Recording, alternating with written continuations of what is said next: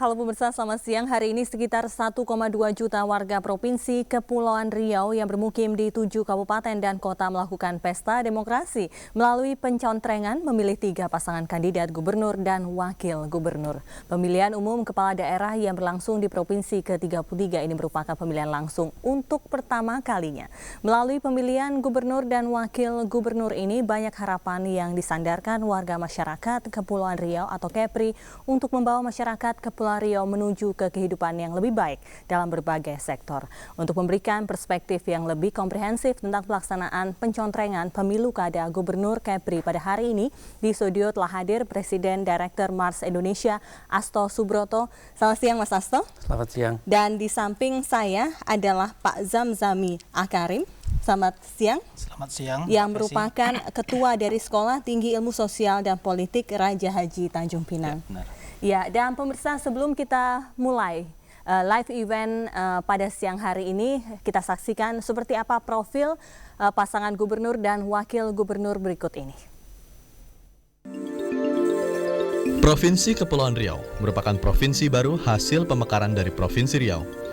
Provinsi Kepulauan Riau terbentuk berdasarkan Undang-Undang Nomor 25 Tahun 2002 sebagai provinsi ke-32 di Indonesia yang mencakup Kota Tanjung Pinang, Kota Batam, Kota Bintan, Kabupaten Karimun, Kabupaten Natuna, dan Kabupaten Lingga. 3 pasang calon gubernur dan wakilnya sudah diumumkan. Nomor urut pertama dipegang oleh pasangan Nyat Kadir dan wakilnya Zul Bahri yang mendapat dukungan dari Partai Demokrat dan Partai Keadilan Sejahtera. Mengusung target pembenahan masalah sosial khususnya pekerja dan buruh, ayah 3 putra kelahiran Pangkat Laut Daik, Kabupaten Lingga, 18 Maret 1949, yang merupakan mantan wali kota Batam periode 2001 hingga 2005 ini, yakin Kepri akan semakin maju dalam pemerataan ekonomi, sosial, dan kemajuan investasi. Sementara Zul Bahri juga bukan orang asing di wilayah Kepri. Pasangan ini optimis, Kepri akan semakin berkembang dalam moto bersama NKRI membangun negeri. Pasangan kedua adalah Muhammad Sani dan wakilnya Surya Ruspationo. Calon gubernur Kepri kelahiran Tanjung Balai Karimun 11 Mei 1942 ini merupakan orang lama dalam dunia pemerintahan dan politik wilayah Kepri. Jebolan APDN tahun 1972 dan IIP Jakarta tahun 1980 ini dikenal piawai dalam mengatasi masalah internal wilayah Kepri. Bersama pasangannya Surya Ruspationo yang juga Ketua DPRD Kota Batam, mereka didukung oleh sejumlah partai yaitu PDI Perjuangan, Partai Hanura, dan Partai Indonesia Baru. Pasangan ini memiliki visi untuk memajukan Kepri melalui jalur ekonomi dengan fokus kesejahteraan bagi wong cilik serta penanganan hukum yang lebih baik. Di urutan ketiga merupakan pasangan Aida Zulaika Ismet dengan wakilnya Edi Wijaya. Sebenarnya, tampuk pemerintahan gubernur bukan hal yang baru bagi perempuan kelahiran Kota Raja tahun 1948 ini. Selain merupakan istri Ismet Abdullah yang kini menjabat sebagai gubernur Kepri, ayahanda Aida yaitu SM Amin adalah gubernur Riau pertama. Bersama pasangannya Edi Wijaya yang merupakan sekretaris daerah Kepri, pasangan ini banyak mendapat dukungan dari LSM, OKP, serta Partai Golkar dan Partai Hanura. Visi mereka adalah kemajuan ekonomi makro dan mikro bagi warga Kepri. Kini, bagi 3 pasang calon pemimpin Dwi Tunggal Kepri ini akan bersaing merebut kekuasaan nomor 1 dalam menangani kemajuan dan halangan bagi perkembangan Kepulauan Riau demi mewujudkan Kepri sebagai bunda tanah Melayu yang sejahtera dan berakhlak mulia. Visi dan misi ini tidak ada artinya tanpa implementasi, karena semua calon wajib melakukannya sebagai tekad yang tulus untuk kemajuan Kepri masa depan. Pemirsa, proses pencoblosan dalam pemilu kada Gubernur Kepulauan Riau di wilayah Kepulauan Riau pada hari ini berlangsung dalam suasana kondusif. Sejak pagi, warga secara bergelombang mendatangi tempat-tempat pemungutan suara, melakukan haknya memilih salah satu dari 3 kandidat yang bertarung pada hari ini. Untuk mengetahui kondisi terkini di wilayah Kepri, segera kita bergabung dengan Francisca Renata. Francisca, apakah seluruh proses pemilihan yang dilakukan oleh warga Kepri sudah rampung saat ini? Ya, Vesi, memang informasi yang terakhir bahwa TPS yang berada di Kepulauan Riau akan ditutup pada pukul 1 siang nanti. Dan saat ini saya berada di kawasan Seipanas, Kota Batam, dan tepatnya saya berada di posko pemenangan dari duo HMS, yaitu pasangan calon gubernur dan calon wakil gubernur nomor urut 2, yaitu pasangan HM Sani dan HM Suryo Respationo. Dan pasangan ini merupakan pasangan nomor urut 2 yang didukung oleh beberapa partai, diantaranya PDIP, Hanura, PIB, dan juga PKNU. Dan tadi keseluruh 3 calon sudah melakukan hak pilih mereka di TPS masing-masing yang berbeda. Pasangan atau calon gubernur nomor urut 1 mencoblos di TPS 007 Tiban 1, yaitu Nyat Kadir yang merupakan mantan wali kota Batam periode 2001-2004 dan sempat maju dalam periode sebelumnya dan merupakan pesaing Ismet Abdullah, namun terpaksa harus gagal. Dan cagup nomor urut 1 ini menuju ke TPS ditemani oleh 2 orang putranya sekitar pukul 9.30 waktu Indonesia Barat. Dan tadi dalam keterangannya Nyat Kadir menyatakan bahwa dirinya optimis dirinya dan juga pasangannya akan mampu meraih sekitar 40% suara, dan bahwa pemilu kali ini, pemilu kada gubernur dan wakil gubernur Kepri ini akan berlangsung hanya dalam 1 putaran. Sementara itu untuk calon gubernur nomor urut 2 yaitu HM Sani mencoblos di dekat kediamannya, tepatnya di Jalan Cempedak, Tanjung Pinang Barat, tepatnya di TPS 3 sekitar pukul 9.10 tadi. Dan yang calon gubernur dengan nomor urut 3 yaitu Aida Zulaika Ismet mencoblos di dekat kediamannya di TPS 1 di Tanjung Pinang Kota.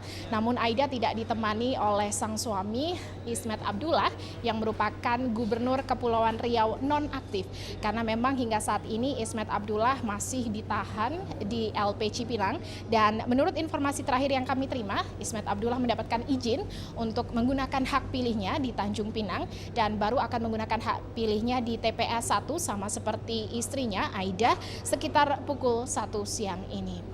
Dan saat ini seperti yang bisa Anda lihat, di posko pemenangan ini sudah cukup banyak ramai para simpatisan dari duo HMS yang merupakan pasangan calon gubernur dan calon wakil gubernur nomor urut 2. Bisa saya dengar suaranya?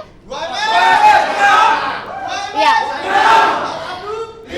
Dan mereka memang sudah mulai berkumpul sekitar pukul 1 siang ini untuk melihat secara langsung bagaimana proses penghitungan cepat atau quick count untuk melihat perolehan hasil mereka di TPS. Dan kali ini saya sudah ada Pak Surya di sini. Selamat pagi Bapak, selamat siang tepatnya. Bagaimana tadi, sudah nyoblos Pak?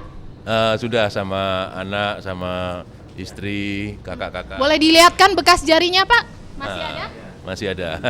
Apa sih Pak yang diharapkan dari pemilu kada yang untuk pertama kali dilakukan di Kepulauan Riau ini?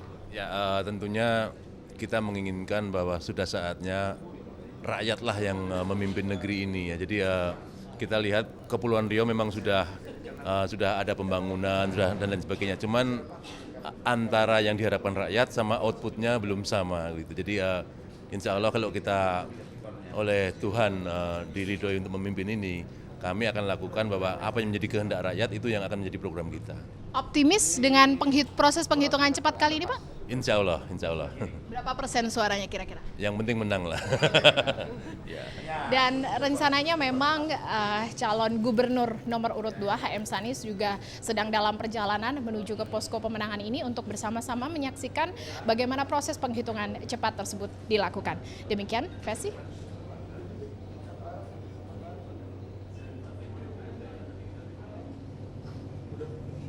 Penghitungan suara yang berlangsung di sejumlah TPS di sana. Terima kasih sekali lagi. Dan pemirsa, live event Pemilu Kada Kepulauan Riau masih akan berlanjut usai jeda berikut ini. Tetaplah bersama kami.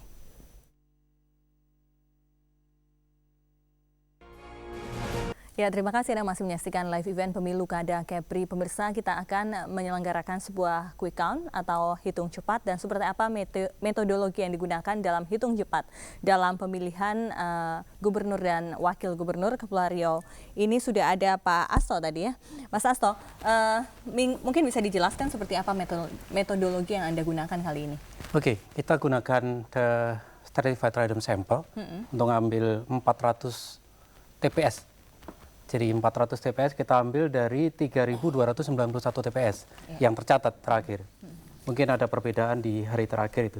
Sehingga dengan 400 TPS dari 3.200 sekian itu, ya margin of error-nya sangat kecil. Jadi di bawah 1%. Sehingga bisa dikatakan bahwa metode ini akan cukup akurat untuk memenuhi apa yang menjadi hasil dari quick count ini. Mengapa angkanya harus di 400 TPS, tidak kurang atau bahkan lebih begitu? Iya, kita bisa kurang, bisa lebih.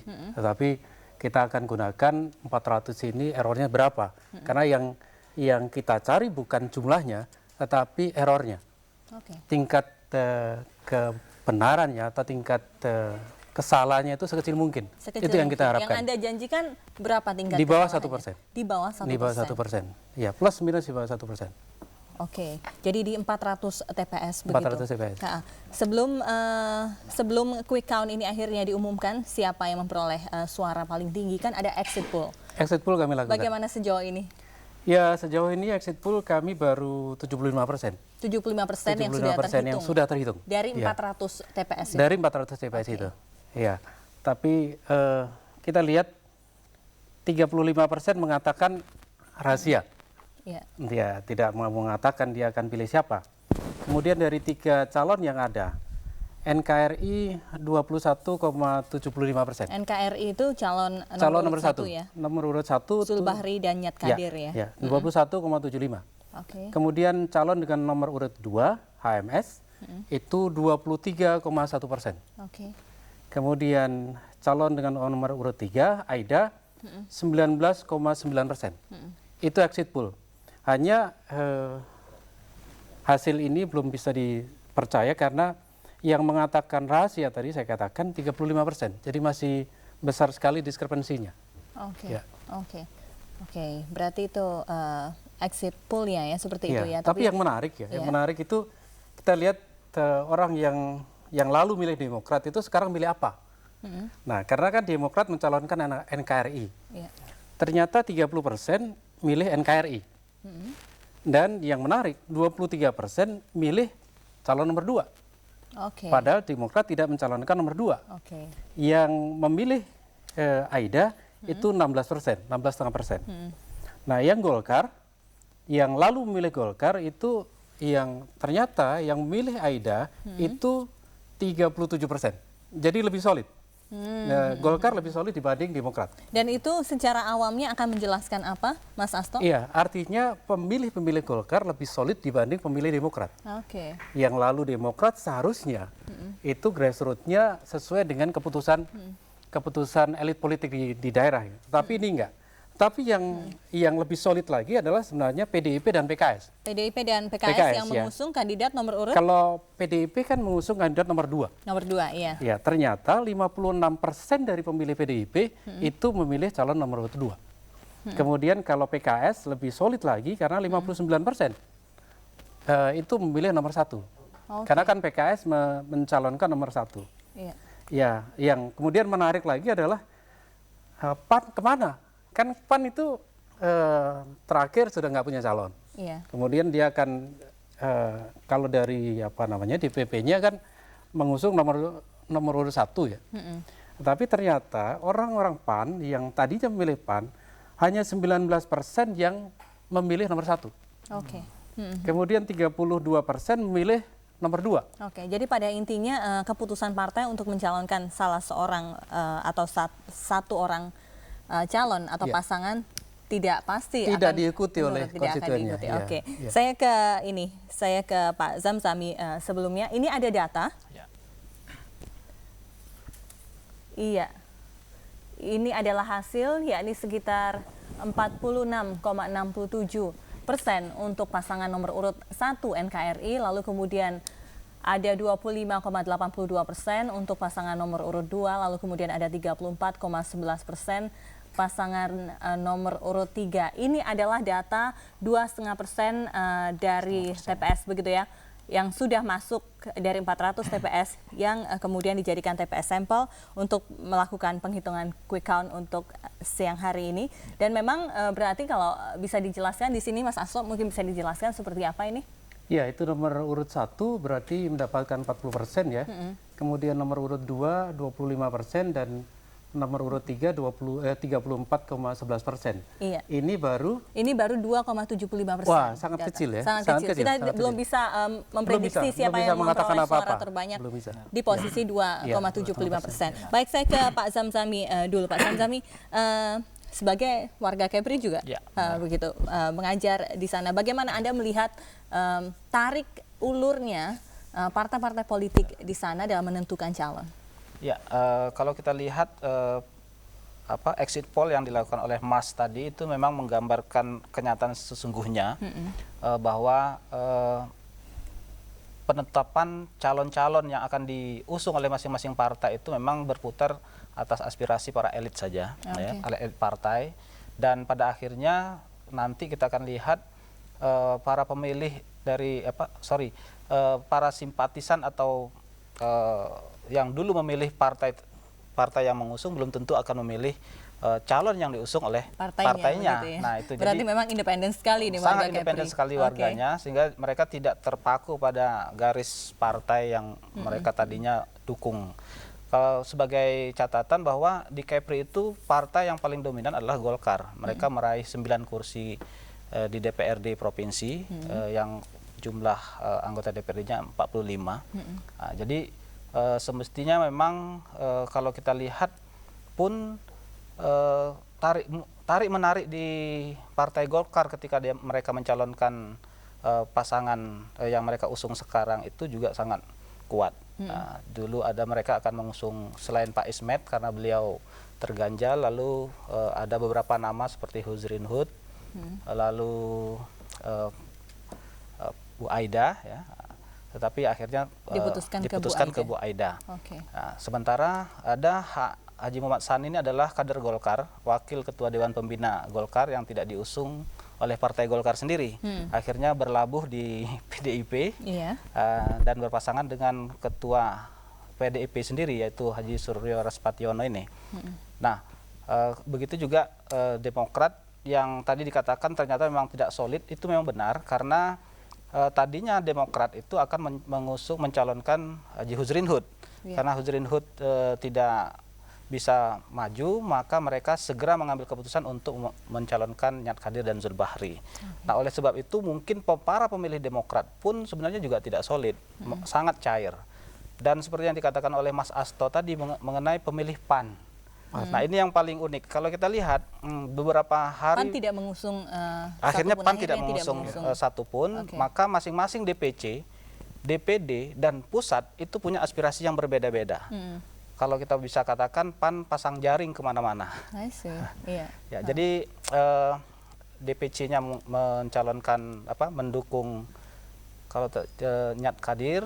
DPC-nya mendukung Aida Ismet dan Edi Wijaya, kemudian DPD-nya mendukung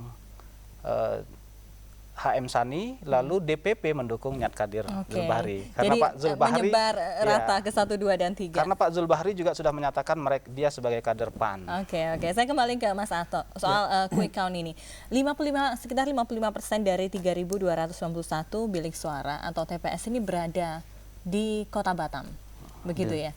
Bagaimana kita bisa menggambarkan hal ini? Apakah kalau kemudian kita sudah mendapatkan seluruh hasil di Batam, kita bisa menentukan siapa pemenangnya? Ya, belum tentu. Karena kan Batam hanya berapa itu? 50% lebih sedikit 55% ya? 55% di Batam. Sedangkan 45% di tempat lain. Jadi pertarungannya masih menarik ini. Masih menarik. Kita harus lihat sampai titik terakhir. Karena di antara 3 ini, tidak ada satu orang pun yang lebih dominan. Jadi betul-betul ini TPS per TPS harus kita lihat.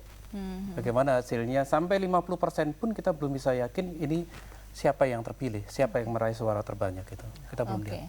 Sampai detik sebelum kampanye berakhir begitu, bagaimana hasil dari sejumlah survei di daerah? Memang kalau hasil survei di daerah ada beberapa lembaga survei yang saya mendapatkan bocorannya. Memang sementara Aida Aida Ismet itu dianggap lebih menonjol daripada, mungkin akan bersaingan ketat dengan pasangan nomor 2, Sani Surya. Tetapi itu sebelum diputuskannya Huzrin Hud mendukung calon yang mana. Karena harus kita pertimbangkan juga kekuatan pendukungnya Haji Huzrin Hud yang tadinya tidak terganjal atau gagal dalam pencalonan, lalu dia mengatakan akan mendukung ke siapa. Nah, sebelum itu memang ada selisih antara 3-5% antara Pak Sani dan antara Bu Aida dan Pak Haji Muhammad Sani. Nah, kita nggak tahu apakah suara Huzrin Hud itu akan diikuti oleh para pengikut-pengikutnya untuk memilih Haji Muhammad Sani, karena ternyata Haji Huzrin Hud mendukung pasangan nomor 2. Oke, kita akan lanjutkan usai jeda berikut ini. Namun sebelum jeda saya akan membacakan data. Ini sudah 3,5% data yang masuk dalam quick count Metro TV untuk pasangan dengan nomor urut 1 37,37%, pasangan dengan nomor urut 2 27,15%, dan dengan nomor urut 3 yakni 35,49%. Data yang masuk terbaru yang saya mendapatkan informasinya sudah 4% atau masih 4% begitu ya, dari 400 TPS yang dilakukan quick count. Pemirsa, tetaplah bersama kami, live event akan segera kembali sesaat lagi. Ya pemirsa, terima kasih Anda masih menyaksikan live event Pemilu Kada Kepri. Kita bicara soal exit poll ini. Data terakhir yang kita punya berdasarkan gender ini Mas Asto. Ya. Begitu NKRI, laki-laki yang memilih pasangan nomor urut 1, yakni pasangan NKRI ini 20,9%, lalu perempuannya ada 22,9%, lalu kemudian HMS 24,4%, laki-laki 21,8%, perempuan, dan yang terakhir pasangan nomor urut 3 ini dipilih lebih banyak perempuannya daripada laki-lakinya, dengan tingkat kerahasiaan yang tidak mau menjawab pada saat ditanya setelah keluar dari bilik suara adalah sekitar 35,1%. Udah berapa persen itu ya? Ini yang exit masuk poll. Sebetulnya. Ini exit poll terakhir yang kita bicarakan tadi sekitar 75%. Begitu. Kalau kita bicara soal partisipasi warga Riau terkait dengan pemilu kada kali ini seperti apa? Belum kelihatan ini, belum terlihat sampai jam ini belum kelihatan berapa persen. Kita belum dapat data dari daerah berapa persen yang mencoblos itu. Namun sejumlah hasil survei bagaimana? Sejumlah hasil survei mengatakan bahwa mereka ingin ikut mencoblos. Ingin ikut yang sangat tinggi, mereka cukup tinggi mereka. Bagaimana Pak Zamzami, Anda sebagai warga Riau sendiri melihatnya? Ya, pada tahun 2005 pada saat pemilu kada pertama langsung dilaksanakan, itu angka partisipasi sekitar 60%, 60% sampai 70%. Iya. Cuman yang paling menarik pada waktu itu adalah para buruh pekerja yang diliburkan itu tidak datang ke TPS, tetapi pergi berlibur. Mereka sewa bis untuk berbondong-bondong pergi ke pantai-pantai untuk menghabiskan masa liburannya. Nah, mudah-mudahan pada saat pada pemilu kada saat ini mungkin tidak terulang seperti itu. Kalau itu terjadi, maka angka partisipasi mungkin akan berkitar sekitar itu juga, tidak lebih dari 60%. Tapi tampaknya Mas Asto sudah punya data survei ini yang baru saja dia baca. Seperti apa tingkat partisipasi ya Mas? Ketika kami survei 2 minggu yang lalu ya, tanggal 17 sampai tanggal 19 Mei itu. Ini data yang kita tampilkan, silakan kami dijelaskan. tanya sebenarnya, yang akan menggunakan hak pilih itu adalah 92%. Tetapi 92% ini dari 88% yang tahu bahwa ada pilkada. Jadi yang kita tanya yang pertama adalah, tahu nggak ada pilkada? Ternyata yang mengatakan tahu itu hanya 88%. Kemudian dari 88% kita tanya, Anda akan menggunakan hak pilih nggak? Ya 90% mengatakan akan menggunakan hak pilih. Kalau kita hitung-hitung dari situ, kira-kira yang akan menggunakan hak pilih 80-an%. 80-an%. Nah, 80% kalau kemudian ada berbagai hal yang akan mengganggu. Ya, menurut saya antara sekitar 60 sampai 65% akan ikut pilkada ini. Oke, jadi paling tidak lebih tinggi daripada pemilu kada pertama. Ya, ini ada data lagi, pernah mendengar atau membaca tentang tokoh di Kepri yang turut serta dalam pemilu kada. Bagaimana Mas Asto? Silakan. Ya, kita lihat dari sini, apakah ketika kita tanya pernah nggak mendengar atau membaca tentang tokoh Kepri, ternyata yang paling populer ya sebenarnya Ibu Aida. Ibu Aida, sebagai istri dari incumbent begitu ya. Betul. Nomor 2 kemudian Pak Sani yang 77,6%. Pak Sani adalah wakil gubernur. Wakil gubernur dari Pak Ismet. Iya. Dan kemudian yang Pak Nyet Kadir itu ya cukup kecil. Ya, usahanya cukup keras ini kalau 69,1 untuk kemudian mencapai. Karena kan bagaimanapun juga kita harus membuat tokoh-tokoh ini kemudian popularitasnya jauh. Minimal 80-90% harus dilampaui. Sehingga nanti tingkat keterpilihannya menjadi lebih tinggi. Dari keterkenalan tadi ya, dari popular vote tadi, apakah bisa menentukan bahwa mereka akan mencoblos orang yang mereka anggap populer atau yang mereka kenal begitu? Oh, belum tentu. Makanya kami uji dengan kalau dari yang Anda kenal tadi, mana yang Anda pilih. Ternyata hasilnya menarik. Karena memang dari 3 tokoh ini, ketika kita tanyakan kalau pilkada dilakukan pada hari ini, itu pada tanggal 17 sampai 19 Mei, kita tanyakan begitu. Siapakah yang Anda pilih? Iya, 22,6% itu memilih calon nomor 2. Kemudian untuk yang calon nomor 3 hanya 20,6%. Kemudian yang akan memilih calon nomor 1 19,3%. Jadi perbedaannya memang sangat tipis di situ. Karena yang mengatakan ya saya belum tahu itu cukup besar 37,4%. Sehingga swing voters ini masih bisa direbutkan oleh ketiga pasangan. Karena ini kan bedanya hanya sangat tipis, hanya 3%, 2% gitu. Oke. Apakah kemudian yang menyebabkan mereka memilih nomor 1, 2, atau 3 karena faktor-faktor kepedulian pasangan-pasangan yang ikut serta dalam pilkada? Ini kita punya datanya juga, Mas Betul. Hasto. Kita tanya lebih lanjut. Mengapa Anda milih nomor 1? Iya. Mengapa milih nomor 2? Nah, yang menarik memang yang nomor 1 itu dikenal karena ini putra daerah. Iya. Sedangkan untuk yang nomor 2, nomor 3 itu lebih merakyat. Pak Sani dikatakan lebih merakyat. Bahkan positioning Pak Sani di sini itu tegas sekali bahwa jumlah orang yang mengatakan bahwa Pak Sani merakyat itu 30% lebih. Sedangkan kalau Bu Aida kurang dari 30%. Sehingga positioning dari Pak Sani ini jelas bahwa merakyat yaitu kemudian dia akan pilih itu. Kemudian kita tanya lagi, apakah pilihan Anda ini sudah mantap? Iya. Lalu jawabannya adalah? Ternyata 80% mengatakan memang sudah mantap. Oh, sudah mantap. Iya, 80% mengatakan sudah mantap. Artinya apa? 65% dari pilihan yang sudah ditentukan tadi tidak akan bergeser. Yang betul-betul swing voters 35%.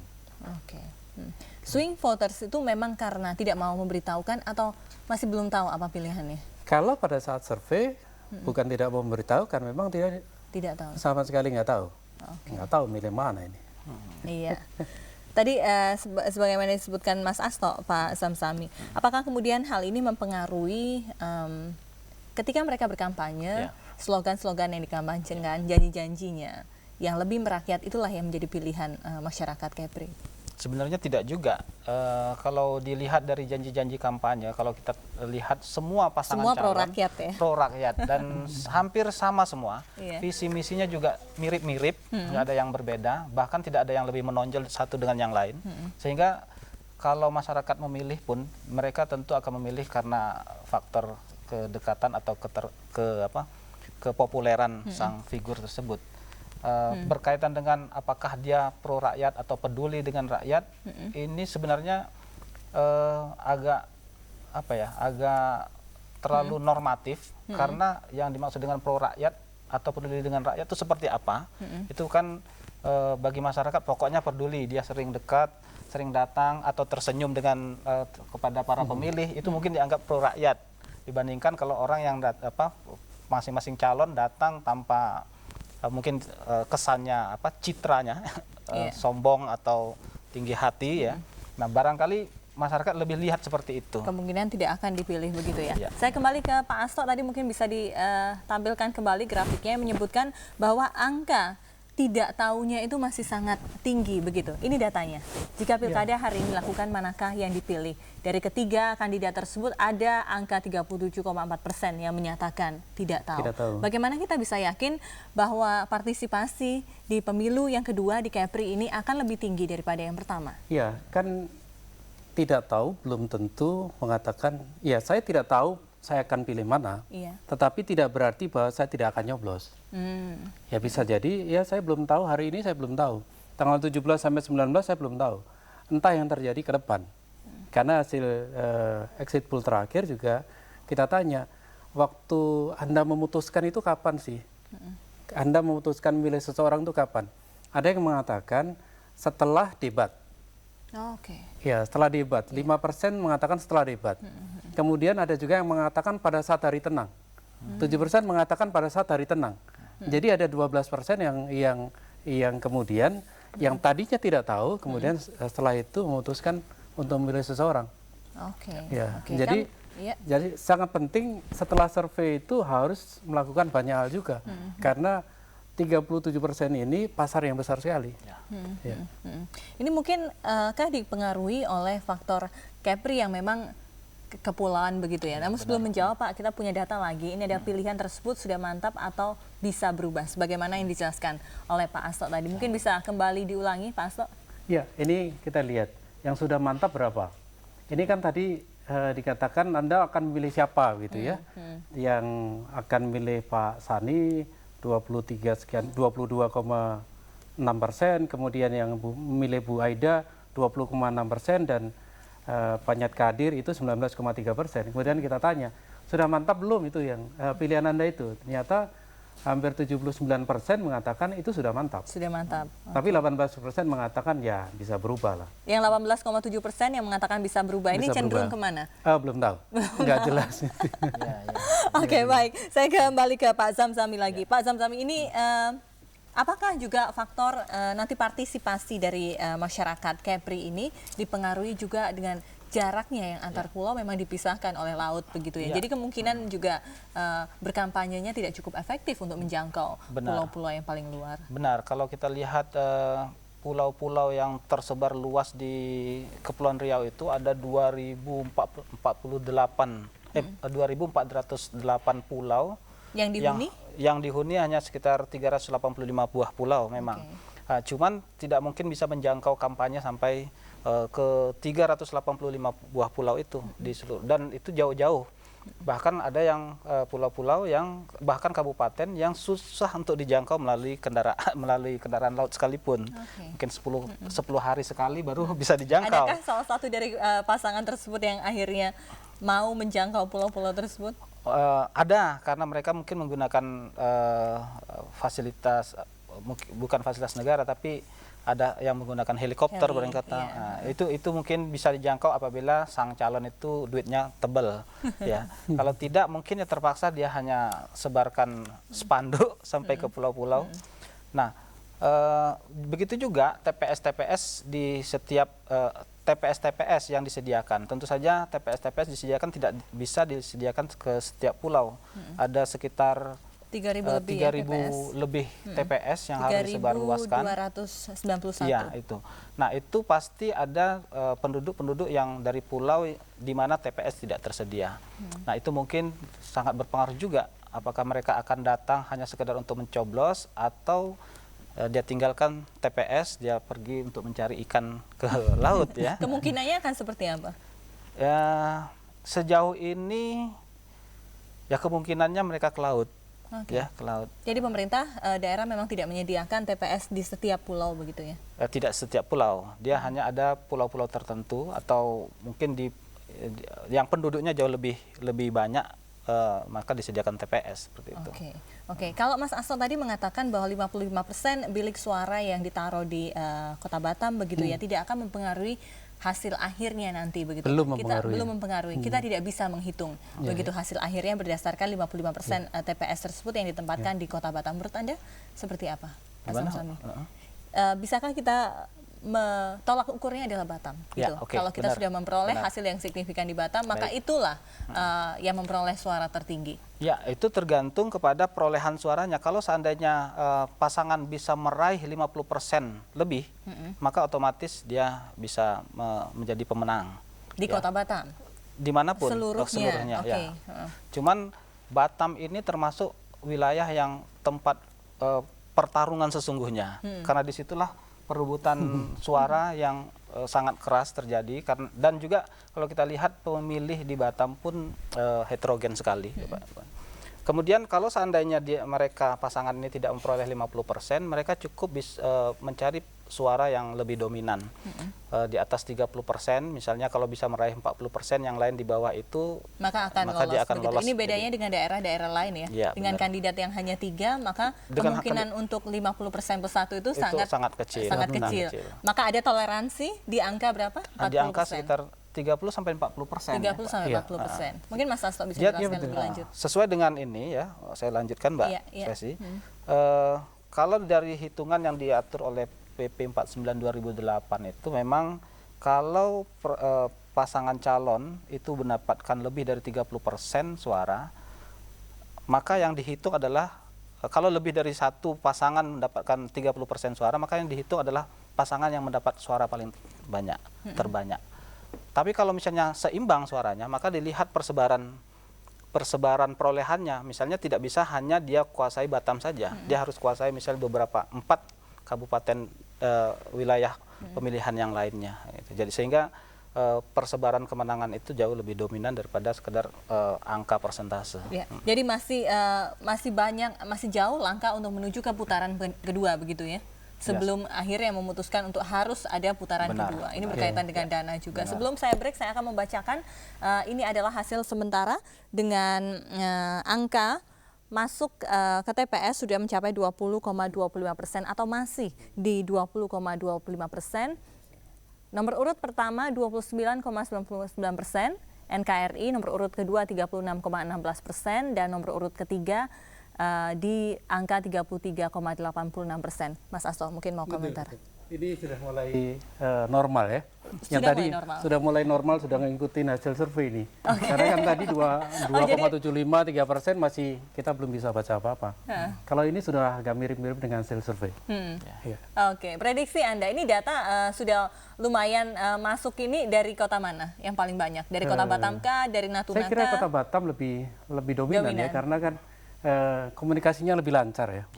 Ya, kemudian BTS dari provider juga lebih kuat gitu ya, sehingga lebih cepat untuk datanya masuk ke Jakarta. Oke, jadi yang normal adalah sesuai survei begitu. Anda tidak merasa bahwa mungkin masyarakat Kepri akan memberikan kejutan-kejutan begitu mungkin ya Pak Zamzami? Kita akan lihat. Saya kira mungkin kita melihat kejutan-kejutan, cuman kejutannya tidak terlalu mengagetkan. Signifikan untuk merubah hasil survei. Karena memang kekuatan masing-masing pasangan memang dari awal kita anggap berimbang, ya, sangat berimbang. Ya, kalau kita lihat angka sementara ini pun nampaknya memang masih berimbang dan masih bisa fluktuatif sifatnya. Tapi kalau percaya kita dengan hasil survei dari Mas tadi, maka angka 37% untuk Pak Sani ini mungkin adalah angka yang angka mantap gitu. Oke. Tapi ini saya ulangi sekali lagi, ini belum sampai ke titik stabil. Benar. Kita akan terus menyampaikan laporan soal hitung cepat atau quick count pada siang hari ini, dan data yang terakhir masuk adalah di angka 23%, begitu, dengan tetap keunggulan sementara didapatkan oleh pasangan dengan nomor urut 2 dengan perolehan 37,54%. Live event pemilu Kada Riau masih akan berlanjut. Usai jeda berikut ini tetaplah bersama kami. Ya, kembali Anda menyaksikan live event pemilu Kada Kepri. Saya akan lanjutkan Pak Zamzami. Anda mengatakan tadi tidak ada kejutan, atau kalau ada begitu tidak akan mempengaruhi hasil dari survei. Ya, benar. Karena memang dari awal kita menganggap persaingan pasangan calon ini memang sangat berimbang, ya. Apalagi partai-partai yang mengusungnya juga rata-rata partai-partai besar, misalnya pasangan urut nomor 1 itu oleh partai pemerintah dalam hal ini ya, Demokrat dan PKS, dengan serpihan-serpihan PAN dan lain-lain. Kemudian pasangan nomor 2 itu PDIP yang kita kenal sangat fanatik dan solid ya, didukung juga oleh partai-partai kecil seperti Hanura dan PKNU, dan serpihan-serpihan PAN juga. Lalu pasangan Aida Ismet dan Edi Jaya itu yang didukung oleh partai dominan di Kepri, itu Partai Golkar, P3, PKB, dan serpihan-serpihan PAN juga.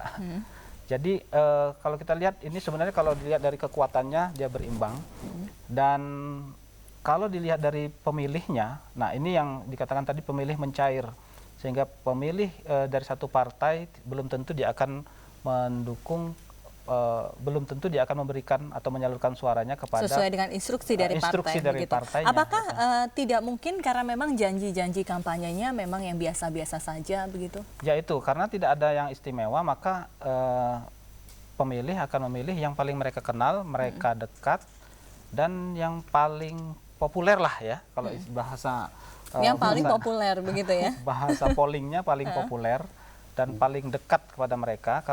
Kalau dilihat dari hasil polling dari Mas tadi, memang yang paling dikenal adalah Bu Aida Ismet, karena beliau ada istri dari mantan gubernur atau gubernur sekarang yang incumbent. Yang kedua Haji Muhammad Sani, beliau adalah incumbent dalam hal wakil gubernur. Jadi bisa jadi ini antara 2 dan 3 begitu ya? Antara 2 dan 3, persaingan yang paling ketat itu yang kita lihat. Oke. Lalu kemudian ini ada grafik lagi 3 alasan untuk memilih pasangan nomor urut 1. Mungkin Pak Mas Asto bisa menjelaskannya. Ya, ini menarik. Yang dari Nyat Kadir ya, pasangan nomor urut 1 ini satu-satunya pasangan yang persepsi tentang putra daerahnya itu tertinggi. Oke. Yang lain nggak punya. Jadi mereka dipilih karena mereka adalah putra daerah. Putra daerah. Itu alasan pertamanya. Ya, itu alasan pertama. Yang kedua jujur, bersih, bebas KKN. Dan yang kalau 2 pasangan yang lain kan ada merakyatnya tinggi banget. Kalau Pak Sani tadi 30%, ini hanya 15%. Kemudian Bu Aida memang sekitar 18, sekian persen. Artinya kalau memang di Kepulauan Riau itu mengatakan sebaiknya putra daerah, ini Pak Nyat Sani ini akan punya peluang yang paling tinggi ya, begitu ini ya? akan pada peluang tertinggi. Tetapi jika orang Batam itu kan banyak yang pendatang. Ya, sehingga dia tidak akan sensitif dengan isu ini. Tidak akan sensitif dengan isu. Bagaimana dengan isu-isu yang kedua ini yang merakyatnya paling tinggi 32,29% kalau saya tidak salah. Ini Pak Sani ya, nomor urut 2. Ya, ini yang Pak Sani kan 32,2, ini positioningnya sangat tegas kalau dari sisi marketing politik. Ini posisinya sangat tegas bahwa merakyat itu dimiliki oleh Pak Sani secara kuat. Sehingga kalau karena pemilih di Kepri ini sebenarnya majority menengah ke bawah, mestinya ini yang paling kuat. Iya.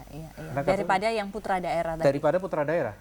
Mungkin ini saya tambahkan Mbak Fesi. Iya, silakan. Kalau merakyat ini barangkali ada pada faktornya Suryo Respationo sebagai calon wakilnya. Wakil gubernurnya ya. Karena Pak Sani lebih banyak bergelut di pemerintahan, sementara Suryo Respationo ini di Batam dianggap sebagai Bapak Wong Cilik digelar seperti itu. Dan mantan wali kota Batam, wali kota Batam. Mantan ketua DPRD. Mantan ketua DPRD. Mantan ketua DPRD. Sekarang beliau adalah wakil ketua DPRD provinsi Kepulauan Riau. Nah, faktor merakyat yang dimaksudkan oleh para responden ini mungkin adalah faktor yang terdapat pada Suryo Respationo itu. Bagaimana dengan nomor urut 3? Kita juga punya grafiknya. Begitu, apa alasan mereka memilih pasangan dengan nomor urut 3? Silakan Mas Asto kembali menjelaskan. Kita lihat, ini kan mirip dengan nomor urut 2, tetapi merayatnya hanya 18,3%. Sementara tadi yang nomor urut 2 posisinya 32%, sehingga posisinya lebih tegas ke sana. Sehingga ya memang 18,3% nggak terlalu besar. Dari sini kelihatan sekali bahwa sebenarnya nomor urut 3 ini nggak punya positioning yang clear. Bukan putra daerah, juga dianggap tidak seberapa merakyat. Betul. Sebaiknya memang setiap calon itu memiliki satu positioning yang jelas, yang dominan dia itu maunya seperti apa. Tapi kalau kita lihat di sini kan yang dominan apa? Yang dominan nomor 1 nggak ada, hanya 18, sekian persen. Artinya sebenarnya rakyat di sana nggak tahu ini nomor 3 ini saya akan ikutin atau saya akan pilih punya apa untuk saya gitu, nggak jelas. Pak Samsami seperti itu kah? Iya, jadi yang dijual oleh pasangan nomor urut 2 adalah merakyatnya itu. Betul. Jadi karena tidak ada visi misi yang menonjol, tidak ada penampilan yang lebih dominan dalam, apalagi setelah mendengarkan debat pun sebagian besar masyarakat Kepri kemarin yang disiarkan melalui Metro, mereka sangat kecewa. Ternyata tidak ada perdebatan. Lalu akhirnya mereka apa dasar memilih? Kalau tidak karena merakyat, ya karena putra daerah. Jadi tidak berdasarkan visi atau hal-hal yang sifatnya rasional. Itu tadi kembali saya ingin tanyakan bahwa berarti kampanye ketiga kandidat ini biasa-biasa saja dong. Tidak ada yang dijanjikan untuk perubahan Riau 5 tahun ke depan. Biasa, semuanya berjanji akan ada perubahan. Semuanya akan berjanji akan ada perubahan, cuman memang perubahan seperti apa dan akan dicapai apa. Misalnya kalau kita mau katakan konkret, besok kita akan menyekolahkan 1.000 anak miskin, misalnya kan, mestinya konkret seperti itu. Jadi, tapi sekarang di dalam kampanye biasa kita akan meningkatkan pendapatan asli daerah, akan menjadikan kawasan pusat pertumbuhan, akan meningkatkan akhlak mulia dan seterusnya. Itu semuanya normatif dan kabur bagi masyarakat. Apa sih maksudnya? Sebetulnya apa saja sih persoalan di Kepri ini yang belum terselesaikan di kepemimpinan Pak Ismet? Ya, saya kira persoalan keterisolasian daerah itu ya, kemudian karena wilayahnya wilayah kepulauan, kemudian barangkali yang paling menjadi PR sampai saat ini adalah penuntasan masalah free trade zone itu. 3 kawasan yang ditetapkan sebagai kawasan perdagangan bebas, tapi sampai sekarang belum berjalan. Dan terus terang pada masa Pak Ismet itu beliau sangat gencar mendesak kepada Menteri Keuangan, kepada Menteri Perindustrian untuk segera menerapkan, bahkan dikeluarkanlah kemudian PMK Menteri Keuangan untuk membatalkan master list menjadi negatif list di dalam hal pajak-pajak yang atau bea yang akan dipungut di dalam kawasan yang disebut dengan kawasan perdagangan bebas. Tapi sampai sekarang banyak pengusaha masih kecewa karena skema perdagangan bebas itu belum berjalan sebagaimana mestinya. Kemudian juga sekarang pada masa pemerintahan Ismet Abdullah itu memang beliau sedang membangun infrastruktur sebagaimana untuk mengatasi masalah keterisolasian daerah, infrastruktur listrik, air, dan pusat pemerintahan. Nah, ini sampai sekarang belum selesai, mungkin akan dilanjutkan oleh gubernur yang akan datang. Oke, kalau begitu kita akan lanjutkan usai headline news pukul 14 waktu Indonesia Barat, dan data yang sudah masuk adalah sekitar 34%, begitu ya. Yang memperoleh 30,01% adalah pasangan nomor urut 1 NKRI, lalu kemudian 37,17% dari pasangan nomor urut 2, dan yang terakhir adalah 32,82%. Angka-angka ini masih akan kita informasikan usai jeda berikut ini. Pemirsa, tetaplah di live event Pemilu Kada Kepri. Ya pemirsa, terima kasih Anda masih menyaksikan live event Pemilu Kada Kepri. Saya akan update data kembali. Ini data yang sudah kami terima di posisi 44% dari 400 TPS yang diikutkan untuk melakukan quick count, begitu ya. Sementara itu NKRI perolehannya di 31,27%, lalu kemudian HMS pasangan nomor urut 2 di 36,49%, dan Aida Berjaya pasangan nomor urut 3 yakni 32,14%. Ini masih akan 32,24%, ini masih akan kita update terus untuk kemudian yang pastinya mencapai ke posisi yang bisa dikatakan aman di kisaran 60%. Menindaklanjuti apa yang disampaikan oleh 2 narasumber tadi mengenai sejumlah persoalan di Kepri, ini ada paket mengenai proses pergantian tampuk pimpinan sebuah wilayah seringkali dijadikan warga sebagai momentum untuk melakukan perubahan menuju ke keadaan yang lebih baik. Seperti yang kini tengah terjadi di Kepri, warga provinsi yang tengah melakukan proses pemilu kada pada hari ini menyandarkan berbagai harapan agar gubernur terpilih mampu menyelesaikan berbagai permasalahan yang masih terjadi di provinsi ini. Pertumbuhan pembangunan di Provinsi Kepulauan Riau dalam 5 tahun terakhir ini bergerak cepat. Kota Batam dengan penduduk sekitar 1 juta jiwa secara umum merupakan jantung pertumbuhan ekonomi bagi pertumbuhan Provinsi Kepulauan Riau. Terbukti sejumlah perusahaan asing atau perusahaan nasional menanamkan modalnya di kota yang berbatasan langsung dengan negara Singapura. Selain Batam, Provinsi Kepulauan Riau punya kota Tanjung Pinang, Bintan, Natuna, Karimun, Lingga, serta kabupaten yang baru terbentuk, yaitu Kabupaten Kepulauan Anambas. Pertumbuhan Kepri secara tidak langsung juga diikuti dengan berbagai permasalahan, seperti banyaknya pemukiman liar, penyelundupan tenaga kerja, pasir, narkoba, serta angka pengangguran yang relatif tinggi. Selain itu, masalah transportasi khususnya transportasi perairan masih belum memadai. Padahal sekitar 95% wilayah Provinsi Kepulauan Riau ini merupakan daerah lautan dan masyarakatnya berada di beberapa pulau. Menurut dosen Sekolah Tinggi Ilmu Ekonomi Ibnu Sina Batam, Suyono, perbaikan infrastruktur transportasi ini harus menjadi skala prioritas gubernur terpilih. Kita melihat bahwa transportasi adalah merupakan salah satu main project yang harus diperhatikan bagi gubernur terpilih. Sementara Rektor Universitas Batam, Jemi Rumengan, Gubernur Kepri terpilih harus memberi perhatian khusus terhadap pembangunan sumber daya manusia melalui dunia pendidikan. Di mana kita ketahui bahwa penggunaan anggaran pendapatan belanja daerah tahun 2009 di atas 1,8 triliun belum begitu banyak menyentuh sektor-sektor yang langsung berhubungan dengan masyarakat. Contohnya di sektor anggaran dinas pendidikan sudah mencapai 20,6%. Namun bukti kenyataan yang ada di lapangan bahwa masih banyak jadi siswa-siswi kita, masyarakat luas yang tidak mendapatkan kesempatan anaknya untuk duduk di bangku sekolah tersebut. Kemudian di samping itu juga belum adanya keberpihakan yang secara jelas jadi terhadap dunia sektor pendidikan tinggi di Provinsi Kepulauan Riau.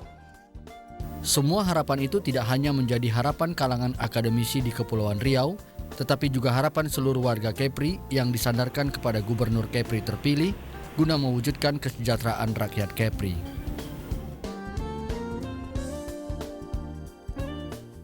Ya, pemirsa, data yang sudah masuk di angka 49% dari 400 TPS yang dilakukan quick count, TPS percontohan yang dilakukan oleh Quick Count Metro TV bekerja sama dengan Mars. Begitu saya bacakan kembali di peringkat di nomor urut pertama 31,31%, lalu kemudian di nomor urut kedua 36,63 dan nomor urut ketiga 32,05%. Mas Asto, tampaknya ini nomor urut 2 tetap stabil ya di urutan pertama. Akankah ini akan berlanjut hingga akhir? Kita lihat sampai 60% nanti. Dilihat sampai titik amannya di 60%. Kemudian karena ini jaraknya agak jauh ya, jaraknya sekitar 4%, 4-5% gitu. Sedangkan ini margin of error-nya hanya di bawah 1%, sehingga nomor 2 ini bisa akan stabil ini. Oke, Pak Zamzami, kalau sudah di angka sekitar 36% begitu ya, berarti kan sudah aman untuk tidak masuk ke putaran kedua. Ya, benar. Jadi kalau sudah masing-masing calon atau salah satu calon mendapatkan perolehan 37%, saya kira itu adalah suara terbesar di atas 30% yang disyaratkan untuk bisa memenangkan pemilu kada kali ini. Oke, dan tidak harus ke putaran kedua. Tidak akan ada putaran kedua, kecuali kalau misalnya tidak ada yang bisa mencapai 30% suara. Itu akan ada putaran kedua. Bagaimana jika kemudian ada yang mencapai 37%, lalu di bawahnya 36, sekian persen, di bawahnya lagi 36% persis begitu? Yang menang pasti yang lebih besar. Tetap yang lebih besar. Misalnya 37, 36 yang menang 37 gitu. Kecuali kalau misalnya angka persentase atau jumlah suara yang diperoleh itu seimbang, 37 dan 37. Maka akan dilihat persebaran perolehan kemenangannya dari semua kabupaten kota yang ada di wilayah provinsi tersebut. Jadi tidak boleh terkonsentrasi pada satu daerah saja. Tidak boleh terkonsentrasi pada satu daerah saja. Kita coba lihat kembali sebelum kita lanjutkan dialog pada siang hari ini, kita akan kembali untuk menghubungi Francisca Renata yang saat ini berada di Batam.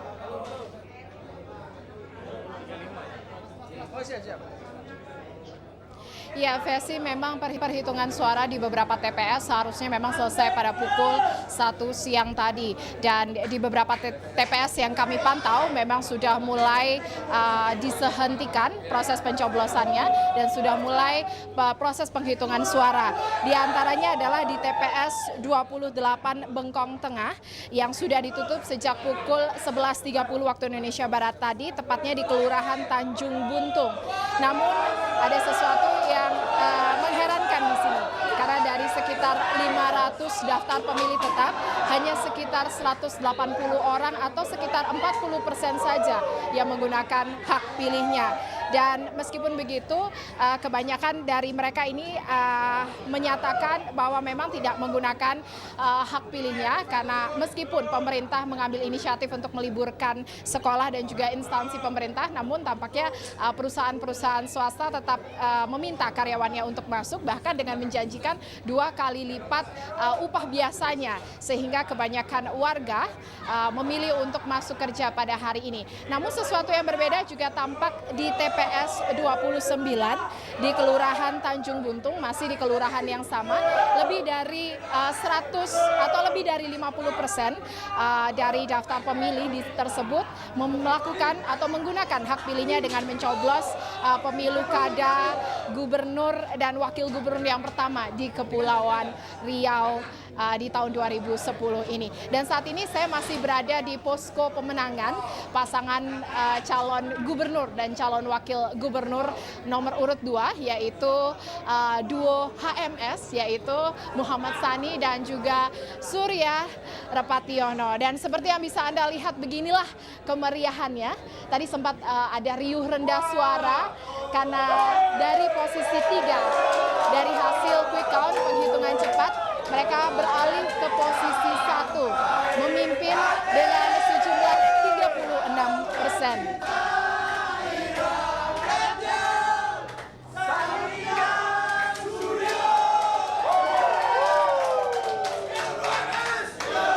Ya, kalau tadi saya sudah mengajak Anda untuk berbincang dengan Surya, kali ini saya akan mencoba mencari tahu simpatisannya. Pak, siapa namanya Pak? Hanif. Sebagai simpatisan, bagaimana melihat perolehan suara? Yakin menang, Pak? Yakin menang. Yakin menang. Kenapa yakin menang? Pasangan ini kekuatannya di mana menurut Bapak? Pasangan ini, Pak Sani adalah birokrat tulen, 45 tahun di birokrasi. Pak Surya adalah anggota wakil ketua DPR provinsi, dan beliau mumpuni di bidang legislatif. Jadi beliau adalah pasangan yang sangat mumpuni di bidangnya. Berarti yakin sekali posisi 1 yang saat ini ada di quick count akan terus bertahan sampai akhir? Pasti, yakin. Dan kita akan mencoba mencari tahu bagaimana tanggapan simpatisan yang lain. Selamat siang Ibu. Selamat siang Mbak. Selamat siang Ibu. Namanya Ibu? Saya Ibu Reka Penny, Nyonya Surya Repationo. Iya, Ibu yakin nggak Bapak menang? Insya Allah menang Mbak. Kenapa Ibu yakin? Karena saya selalu ikut berjuang, ya selalu ikut turun sosialisasi, juga dari sudah lama ya Pak Surya juga di Batam ini berkiprah, jadi tahu persis Insya Allah menang kalau nggak ada kecurangan. Ya, oke. Dan semua yang ada di sini sudah milih? Berarti semua yang ada di sini sudah memilih? Ya. Ya Fesi, beginilah kemeriahan di posko pemenangan, dan saat ini memang pasangan duo HMS ini memimpin di posisi pertama menurut dari hasil penghitungan cepat atau quick count. Demikian Fesi. Ya baiklah, terima kasih Francisca Renata melaporkan dari salah satu posko pemenangan kandidat gubernur dan wakil gubernur Kepri. Saya umumkan sekali lagi, ini posisi sudah di 54,5%, 6% lagi menuju ke titik aman dengan perolehan sementara 31,7% untuk pasangan NKRI, 36,55% untuk pasangan duo HMS, sementara Aida berjaya di posisi 31,79%. Pemirsa, live event pemilu kada Kepri akan segera kembali sesaat lagi.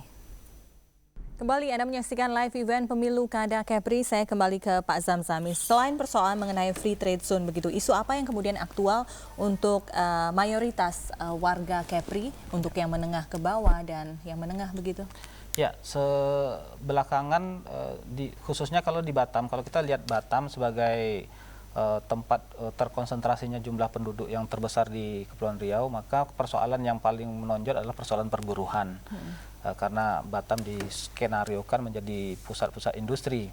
Nah, kemudian untuk wilayah-wilayah di luar Batam terutama adalah berkaitan seperti yang dikatakan oleh teman-teman dari akademisi tadi, adalah persoalan transportasi laut karena berkaitan dengan persoalan akses antara satu daerah ke daerah yang lain. Nah, akses itu berkaitan juga dengan akses layanan kesehatan, akses terhadap pendidikan. Banyak anak-anak kita yang pada usia sekolah itu tidak berada di sekolah pada jam-jam sekolah karena mereka harus membantu. Aksesnya memang ya, karena aksesnya juga sulit ya. Nah, ini yang harus diatasi oleh pemerintah provinsi ke depan. Dan sebenarnya sebelumnya pada pemerintahan sebelumnya sudah dibuat satu program yang mirip-mirip dengan PNPM Mandiri, tapi program itu disebut dengan P3DK. Program ini adalah pembangunan infrastruktur dasar bagi daerah-daerah desa dan kelurahan yang ada di pulau-pulau. Tapi sampai sejauh ini memang kita belum melihat efektivitasnya. Kemudian lagi persoalan perbatasan. Nah, ini muncul semacam tumpang tindih kewenangan atau apakah bagi pemerintah di daerah provinsi itu ini menjadi kewenangan mereka untuk mengatasinya, misalnya ada nelayan asing yang masuk nyerobot ke perairan kita, ada pengungsi juga, kemudian illegal logging, kemudian trafficking manusia dan terutama trafficking manusia, kemudian juga persoalan buruh migran yang terpaksa harus ditampung di wilayah perbatasan, terutama di Kepri ini. Nah, itu juga persoalan-persoalan yang menumpuk-numpuk yang harus diatasi oleh pemerintah daerah juga. Tapi masih kesulitan karena tumpang tindihnya aturan. Karena tumpang tindih aturan terkait dengan otonomi daerah. Benar. Itu yang menjadi PR bagi nanti akan gubernur. Saya kira gubernur juga sebenarnya perannya jauh lebih ringan dalam hal mereka hanya mengkoordinasikan pembangunan bagi 7 kabupaten yang ada di bawahnya. Dan kebetulan juga dalam hal ini gubernur kan adalah wakil pemerintah pusat di daerah. Nah, jadi peran gubernur ini memang adalah sangat dominan dalam menyatukan atau memadukan gerak pembangunan yang sudah dilakukan oleh 7 kabupaten yang ada di bawahnya. Nah, kalau kita lihat ada 3 kabupaten yang sekarang juga bersama-sama secara serentak melaksanakan pilkada seiring dengan pemilu kada gubernur ini, yaitu di Lingga, Bintan, dan Anambas. Nah, itu juga sangat menentukan bagaimana efektivitas pemerintahan nanti pada setelah terpilihnya gubernur baru nanti. Ya. Pak Zamzami, kita kan mengenal Kepri ini sebagai daerah yang kaya, begitu APBD-nya pasti sangat besar sekali karena penghasil bauksit, ada juga minyak dan gas di lepas pantai Natuna begitu. Namun mengapa sebagian besar masyarakat Kepri belum bisa menikmatinya? Ya, kalau kita lihat sebenarnya ini persoalan manajemen. Pertama adalah persoalan manajemen pemerintahan, apalagi daerah yang dimekarkan di Provinsi Kepulauan Riau ini adalah daerah-daerah baru. Kalau daerah-daerah baru berkaitan juga dengan persoalan kepegawaiannya, ya, menata organisasi pemerintahannya. Nah, dengan wilayah yang memiliki potensi kekayaan alam yang sangat besar dan wilayahnya yang luas, penduduknya sedikit. Nah, harus didukung oleh birokrasi yang kuat, organisasi birokrasi yang kuat, yang efektif dan bahkan yang proaktif. Nah, barangkali ini yang mungkin belum dimiliki. Ya, di Natuna itu ada cadangan minyak dan